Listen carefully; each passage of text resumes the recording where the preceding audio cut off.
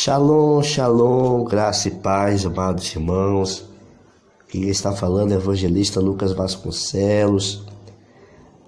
Desejar a todos que Jesus Cristo abençoe a sua família poderosamente, em um formato aqui de podcast a respeito dos ensinamentos da palavra de Deus.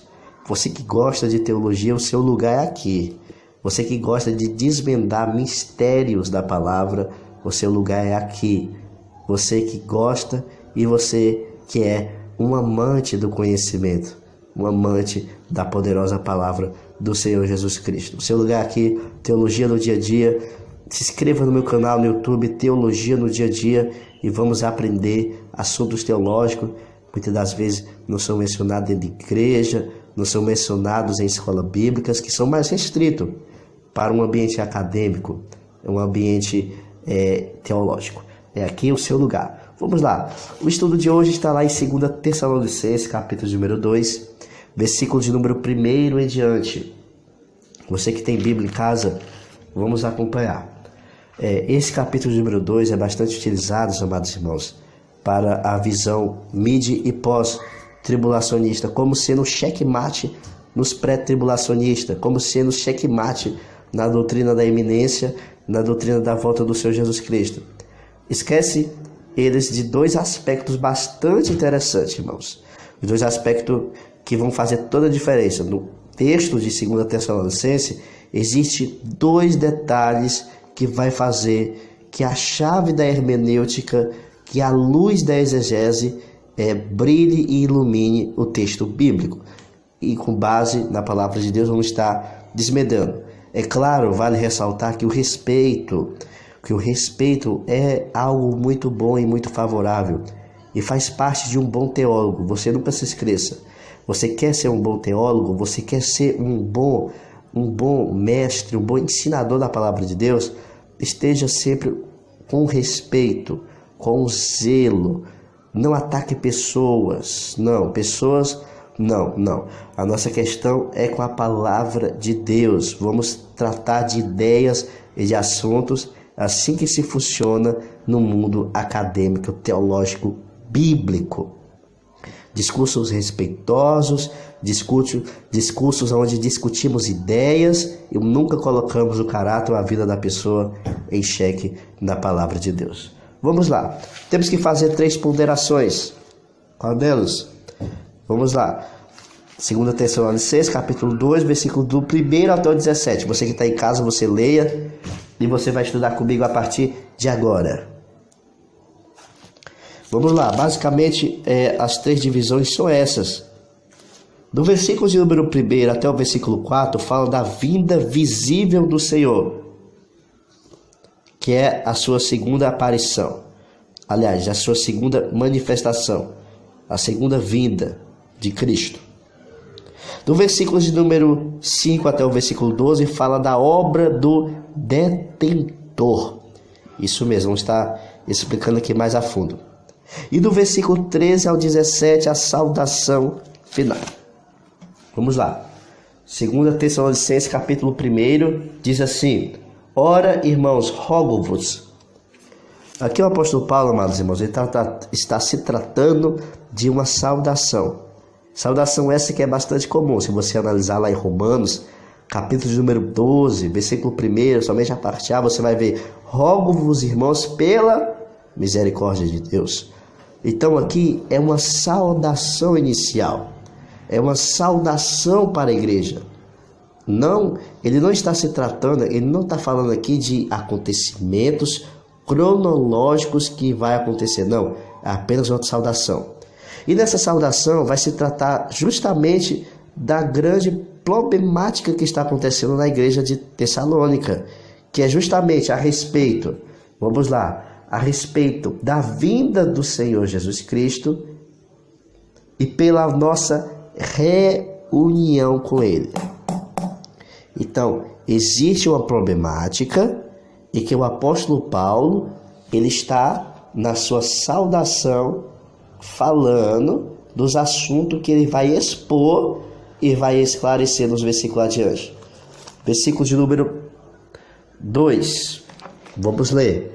Que não mudeis facilmente o vosso modo de pensar, nem vos perturbeis, quer por espírito, quer por palavra, quer por epístola, como procedente de nós, como o dia de Cristo estivesse já perto. Vamos lá. Agora daqui ele começou a dar uma característica muito interessante. Dia de Cristo ou dia do Senhor. E o que é o dia do Senhor? O dia do Senhor é o dia da sua segunda vinda, é o dia em que Cristo Jesus, juntamente com a sua igreja galardoada, a sua igreja premiada, a sua igreja revestida do poder, vai voltar com ele na sua segunda vinda visível. A segunda vinda visível. O apóstolo Paulo está dizendo aqui o seguinte: olha, eu não quero que vocês vos perturbeis a respeito da segunda vinda visível de Cristo. A segunda vinda visível de Cristo, que é o dia do Senhor. E é manifestado assim pelos profetas como o dia de sangue, o dia em que Deus irá destruir todos os seus oponentes, o dia em que Cristo irá salvar o remanescente, que é o Israel, e aqueles que foram fiéis da grande tribulação. Vamos lá, aspectos da segunda vinda. Vai ser como um relâmpago, Mateus capítulo 24, versículo de número 27. Como uma destruição, Mateus 24, 38 ao 51. Visível, Mateus 24, versículo 29 ao versículo 31. 2 Tessalonicenses capítulo 1, versículo 7 ao 10. Apocalipse capítulo 1, versículo 7, ou seja, vai ser visível. Como um resplendor de fogo, 2 Tessalonicenses 1 e 7. Uma vingança e ira, Apocalipse 14, 14 ao 20. Com poder e grande glória. Vamos lá. Eu podia passar aqui horas e horas citando só aspecto da segunda vinda. Então a segunda vinda, amados irmãos, vai ser justamente para liquidar os opositores de Israel e dos remanescentes que vai estar aqui na terra, querendo destruir Israel, querendo destruir aqueles que são os fiéis que guardaram a palavra aqui na grande tribulação. Então, é a respeito dessa segunda vinda, e o que o texto vai deixar bem claro que é o quê? Que é o dia do Senhor, que é referido teologicamente como a segunda vinda de Cristo. Então, a partir do momento, preste atenção nessa parte, a partir do momento que a gente mistura o dia do Senhor como o arrebatamento da igreja, aí a gente confunde alguns tipos de eventos escatológicos que vai acontecer. Porque uma coisa, irmãos, é a vinda de Cristo para a igreja. Outra coisa é a vinda de Cristo para a manifestação para todo mundo vir. Para todo mundo ver, ouvir e olhar com seus próprios olhos. Vamos lá. Para a igreja, Jesus é o quê? Jesus é o noivo. Para Israel, Jesus é o quê? Jesus é o rei e o salvador. Então, a partir desses dois pontos, a gente entende bem que aqui o apóstolo Paulo, em 2 Tessalonicenses, está falando justamente do dia do Senhor. E vamos lá. Vamos para o versículo de número 3. Ninguém de maneira alguma vos engane, porque aquele dia, vamos lá, aquele dia, veja, vamos lá. Vamos analisar. Aqui o apóstolo Paulo está falando de um dia específico. Aquele dia. Qual é o dia que ele está se referindo? Ele está se referindo a respeito do assunto que ele começou no versículo de número 2, que era justamente o que? O dia do Senhor. Então o apóstolo Paulo apenas está dando continuidade a respeito daquele dia. Ele está dizendo o seguinte, olha: ninguém vos engane de forma alguma, porque aquele dia, a segunda vinda visível de Cristo, não virá sem que antes venha a apostasia e se manifeste o homem do pecado, o filho da perdição. Interessante, né? Veja só que coisa interessante. Aquele dia, ó, vai acontecer o quê? Ó? Ninguém de maneira alguma vos engane, porque aquele dia, se referindo ao assunto do versículo de número 2, aquele dia não virá sem que antes venha a apostasia e se manifeste o filho da perdição. É muito forte, amados irmãos. É muito forte isso que eu estou mencionando aqui. Eu quero que os irmãos prestem bastante atenção. Vamos lá, aquele dia, né? E venha o que? A manifestação da apostasia e se manifeste.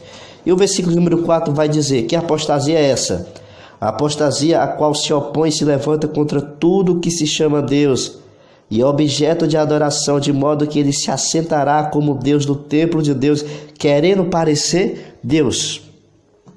Então, que apostasia é essa? Quando que o anticristo vai se revelar como de fato o homem do pecado? Vai ser justamente quando eles entrarem no templo de Deus em Israel, Jerusalém. Ele vai se opor a tudo que se chama Deus. Ele vai ali instituir uma adoração. E ele vai se revelar de fato para Israel e vai quebrar o acordo de paz, né? É essa a manifestação que o apóstolo Paulo está dizendo. Ele vai se assentar no trono de Deus, no templo de Deus, né? E vai querer até parecer Deus, e vai mandar e desmandar, e vai se revelar aquilo que ele é. Então essa apostasia, quando se revelar, quando ele quebrar esse pacto, quando ele quebrar esse acordo, ele vai se assentar no templo de Deus, querendo parecer Deus, porque o diabo é um grande imitador, o diabo é um grande arquitetador, ele tenta imitar os desígnios de Deus, mas que na verdade ele vai se manifestar para Israel, e Israel vai saber que ali não se trata do seu rei tão esperado, não se trata da glória de Israel, da libertação de Israel, muito pelo contrário, ali é o próprio opositor de Israel, e Israel ele não vai aceitar essa conversa. Israel ele vai rejeitar e vai começar uma perseguição implacável contra o povo judeu da nação judaica. Então você veja que o versículo de número 3, né, a respeito da apostasia, o que é essa apostasia? É justamente quando ele conseguir entrar no templo, né, que já está sendo levantado lá em Israel, já está sendo construído, e quando ele se assentar no templo e vai se achar Deus e vai instituir uma adoração.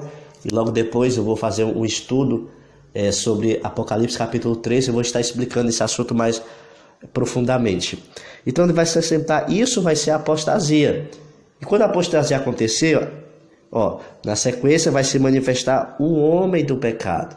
Ele vai se revelar para todos que ele é o anticristo, que ele é o contra o Messias, o contra o Mashiach, o nosso Senhor e Salvador. Então, isso aqui que está acontecendo. Então, o apóstolo Paulo, vamos lá, recapitulando, voltando aqui um pouquinho atrás, ele está se referindo ao dia do Senhor, da segunda vinda visível de Cristo. Entendeu? Agora vamos lá para o versículo mais adiante. Não vos recordeis que ainda convosco vou dizer essas coisas. O apóstolo Paulo estava querendo dizer o seguinte: olha, quando eu estava com vocês aí, eu estava falando a respeito desse assunto, eu estava falando a respeito desses estudos. Eu quero que vocês se lembrem daquilo que eu estou falando para vocês. Versículo de número 6. Agora, preste atenção, agora que o negócio começa a pegar fogo.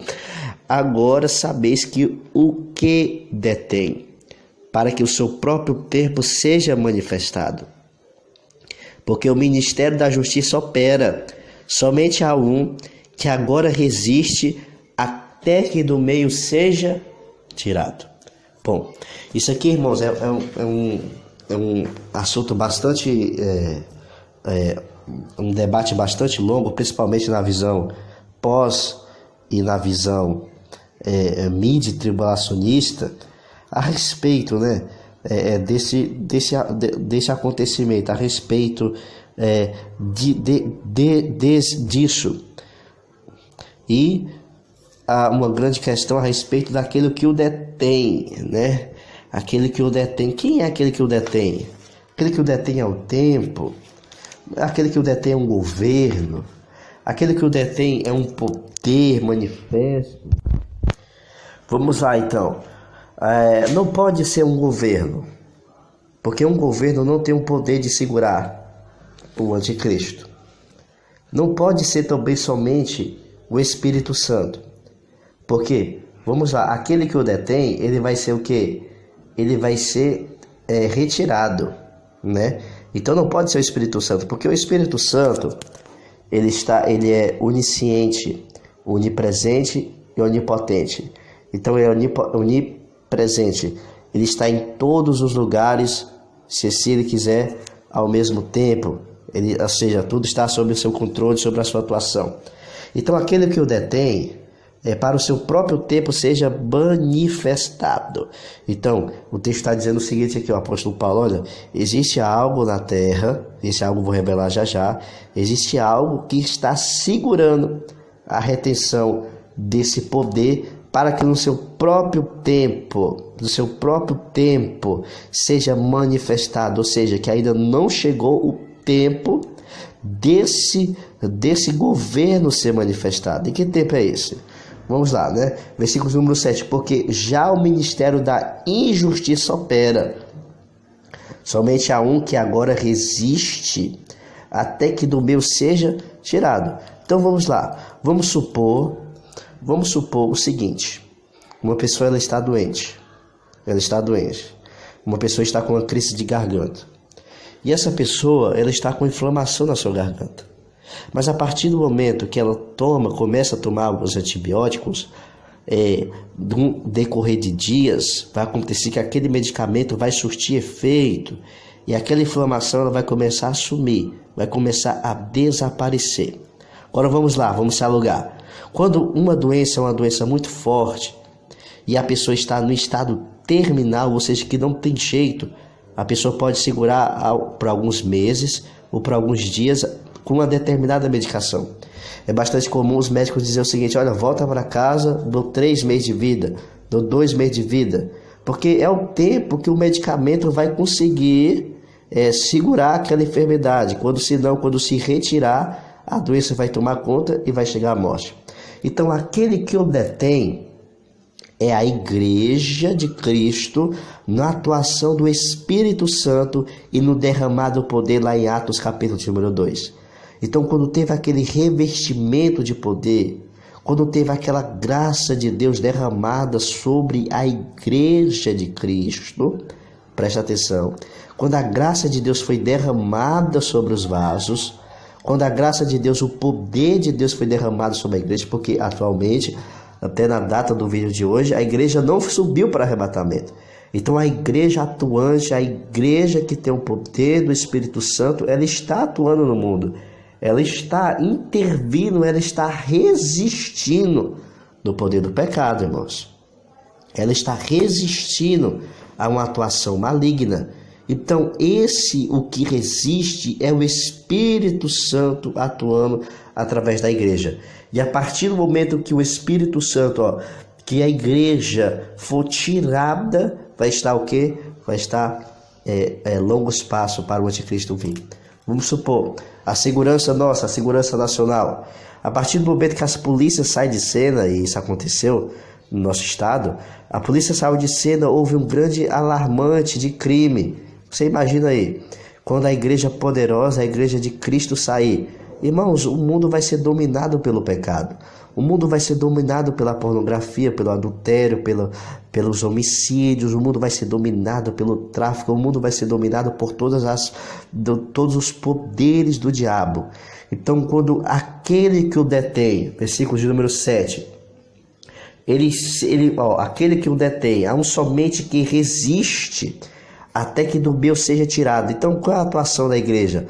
A atuação da igreja poderosa, a igreja atuante, aquela igreja fervorosa, aquela igreja que vai para frente, aquela igreja que marcha, aquela igreja que não recua, ela é semelhante, vamos lá, um exemplo assim, bem simples, mas é semelhante a uma força nacional, ela é semelhante a uma atuação de uma polícia, ela está ali resistindo à atuação, ela está ali controlando, né, as evidências, os crimes. Mas a partir do momento que aquela igreja for tirada, aí sim, versículo de número 8, ó, então será manifestado o iníquo, a qual o Senhor desfará pelo sopro da sua boca e vai aniquilar pelo esplendor da sua vinda. Então, quando a igreja de Cristo subir, quando a igreja do Todo-Poderoso Senhor subir, aí sim o anticristo ele vai ser manifestado. Ou seja, essa manifestação aqui no grego dá um sentido de cronos, de tempo, de hora, de atuação, de minutos para ele começar a agir. Por isso que a visão pré-tribulacionista acredita justamente nisso. Acredita o quê? Que antes dessa manifestação do anticristo se manifestar aqui na terra, aquele que o detém, ele vai ser tirado, a igreja vai ser tirada e ele vai poder se manifestar. Ou seja, hoje em dia há manifestações do anticristo, mas não há manifestações totais, manifestações 100%.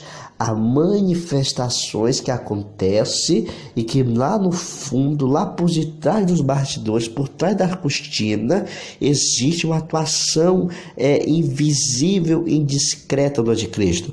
É porque a igreja ela está resistindo ao anticristo, a igreja está resistindo ao poder, mas a partir do momento que ela for tirada, veja só, a partir do momento que ela for tirada dali, vai acontecer o quê? Vai acontecer que o anticristo ele vai começar a se manifestar aqui na terra e vai ser muito doloroso, né, para aquelas pessoas que irão ficar. Então, a partir do momento que a igreja subir, vai começar um período bastante difícil aqui na terra. Muitos me perguntam, mas evangelista Lucas Vasconcelos, por que você não acredita que a igreja vai passar pela grande tribulação? Quero que você abra sua Bíblia lá em Efésios.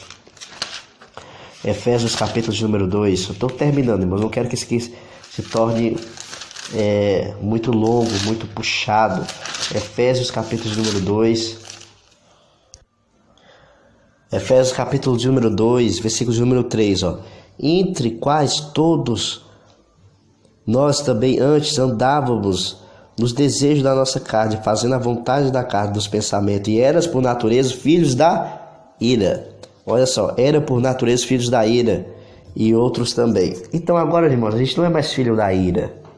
A gente é filho que? A gente é filho de Cristo agora, né? A gente é filho do Deus Todo-Poderoso. Então a ira vai ser rebelada contra aquelas pessoas, irmãos, que não fazem parte, aquelas pessoas que não estão, que são filhos da ira. Então a ira de Deus está destinada para quem é filho da ira. Vou me aprofundar aqui mais na frente. Então aqui no versículo de número, no versículo que a gente está estudando aqui, retrata justamente isso. Então, para a gente entender melhor, voltamos, né?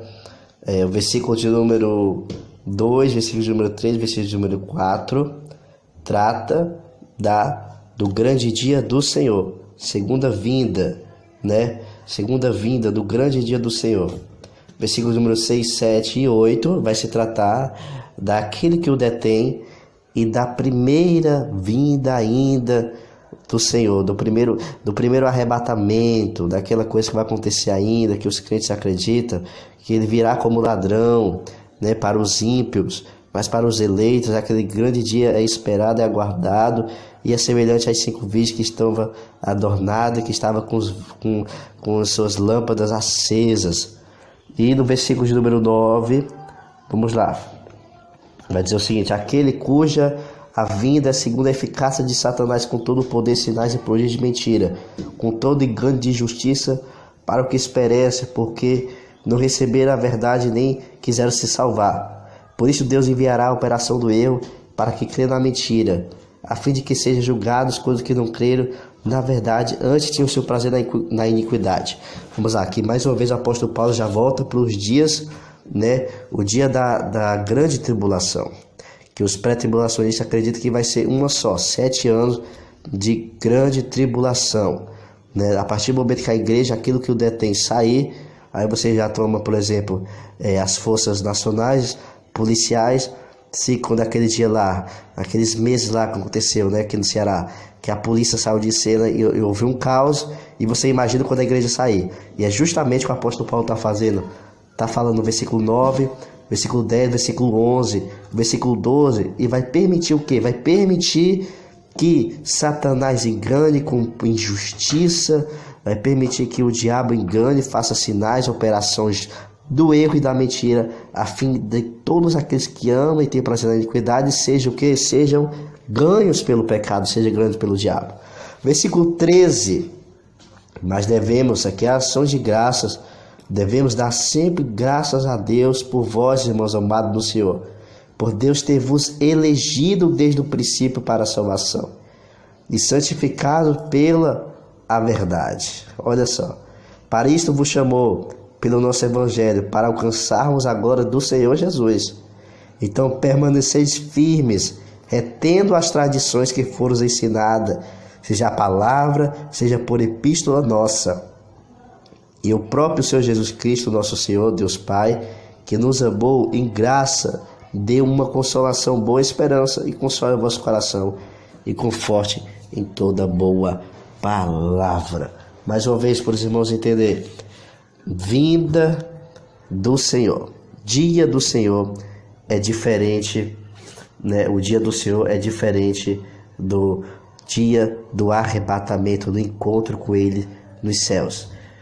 A partir do momento que a gente entende isso, a gente passa a entender melhor. Segunda coisa interessante para me encerrar, né? Vamos lá abrir Apocalipse, capítulo de número 19, versículo de número 14, que é um nó, que é só para deixar a polêmica no ar. Apocalipse, capítulo 19, Apocalipse 19, versículo de número 14, diz assim, ó: seguiram-no os exércitos no céu, em cavalos brancos e vestes de linho fino, branco e puro. Isso aqui está se retratando aqui a respeito da igreja de Cristo Jesus. Isso aqui, ó, é a segunda vinda, viu? Vamos lá agora, capítulo 19, versículo de número 8. E foi-lhe dado que vestisse de linho fino, puro, resplandecente, porque o linho fino são os atos e justiça dos santos. Então esses versículos aqui estão se tratando de quê? Da igreja que vai vir com Cristo Jesus no ar, a segunda vinda, a vinda visível, que a primeira vinda é uma vinda secreta, né, para o mundo, mas para a igreja não, aqueles que vão subir não. E a segunda vinda visível, Cristo vai vir o quê? Com a sua igreja. Por quê? A partir do momento que a gente mistura as coisas, primeiro, onde vai ficar as bordas do cordeiro, né? Onde vai ficar o tribunal de Cristo, a coroa, os galardões, você está entendendo? Se você misturar tudo, aí fica difícil, porque aqui o texto está se tratando que Jesus já vinha com uma igreja galardoada, uma igreja vencedora, uma igreja preparada.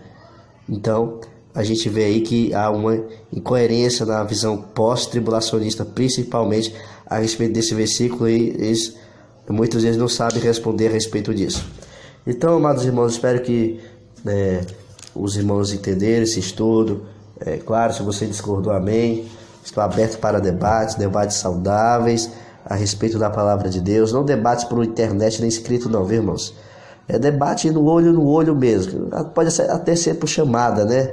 Vídeo chamada, Facebook. Mas debate saudável, não naquelas falácias, né? Aquelas coisas todas. E não levantando também espantalhos. É debate a respeito de ideias.